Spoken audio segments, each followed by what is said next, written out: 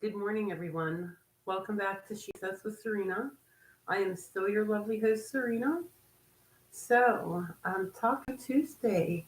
I hope that you guys have come here ready to talk about it. Ha ha ha. So, what are we going to talk about this morning? This morning, I want to talk about what it feels like when the tables are turned. So, I've always been a person that when somebody who's in my life starts um, causing me more grief than joy, or more sorrow than pain, or sorrow than happiness, sorrow and pain and happiness. When um, when things are just not good with somebody, I have to take breaks from them. And sometimes that happens where people have to take breaks from me as well. Now, sometimes when I take a break from somebody, it's just a matter of, dude, I need some time away from you. Sometimes it's a matter of, we can never see each other again. You were too much for me, and you are not somebody who I can be around anymore. And that's unfortunate when that happens, and that doesn't happen very often. There have been very few times in my life when I've actually had to completely cut somebody out and say, you are bad for me. You are bad for me. And I have had to do it sometimes, and I don't regret doing that,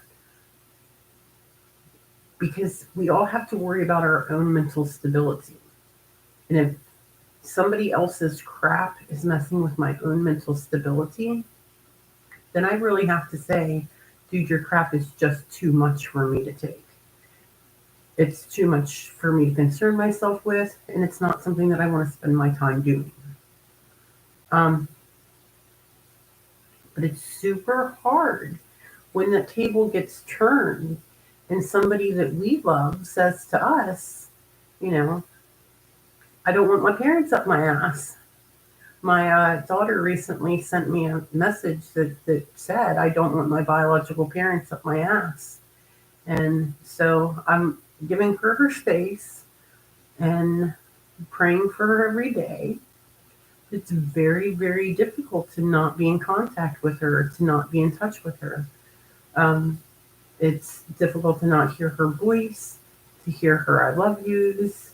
It's difficult to not share with her things that are going on in my life, because she's not just my daughter, she's my friend. And I like sharing things with her that are happening in my life, but I can't do that right now. And that's okay. She needs a break from me. This isn't the first time she's taken a break from me, and I'm sure it won't be the last. Although I hope that her breaks do get fewer and far between as age continues and time goes on. So what do we do, guys? What do we do in both situations, when we need a break from somebody and when somebody needs a break from us? I think when we need a break from somebody, we need to, as gently and kindly as possible, say, dude, I just need a break from you for a while. You were too much for me. And we don't even have to go that far, because we don't want the people that we love to feel bad. Even somebody who I've completely blocked out of my life. Like, I don't want that person to feel bad.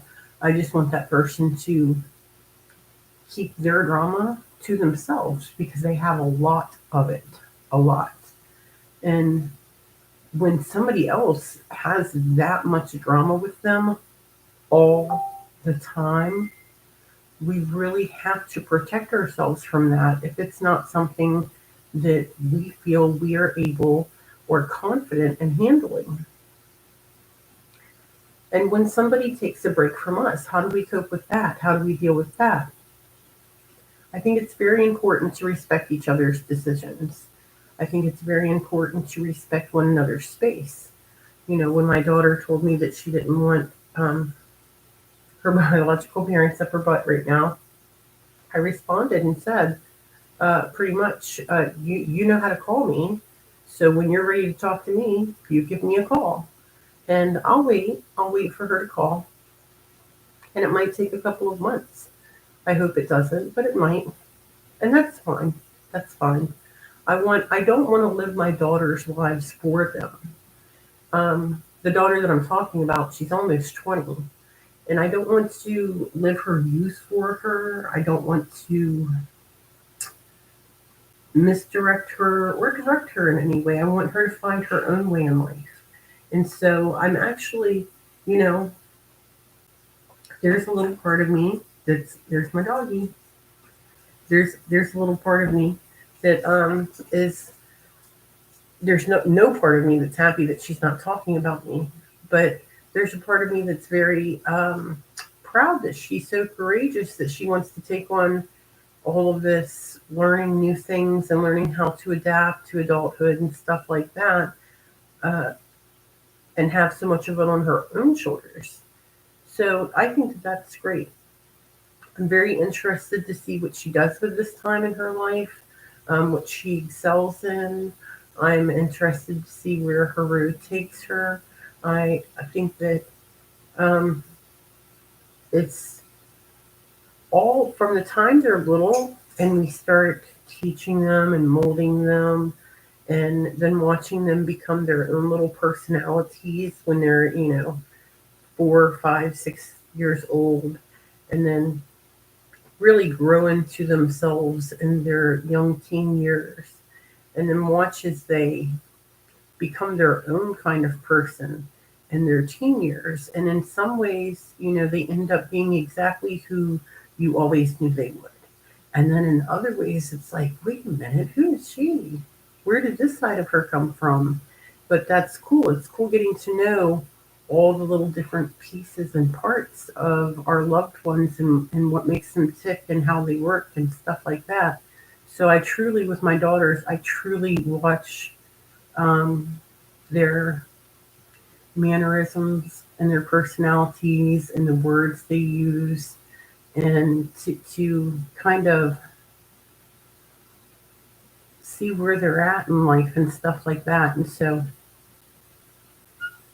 I'm very, very, very blessed to have been able to parent uh, three incredible children between my son and my oldest daughter and my youngest daughter.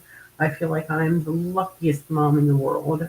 They've all given me three very different personalities to love and to work with and to watch grow. Maybe not so much my son, but I got to see him and I was blessed to have him for the time that I did. And I'm incredibly blessed that my daughters are who they are. And when even when you're kids, when your kids block you out for a little while, give them their space. Respect that you know their hearts. You know that at the end of the day, you know what you instilled in them, and it's just time for you to sit back and see what they do with it. It's their decision to make. It's their life to live, whether you're in it or not. And I think that's about it this morning, you guys. I'm going to wrap this up. I've got some things to do before I head off to work. I hope you guys have a fabulous Tuesday.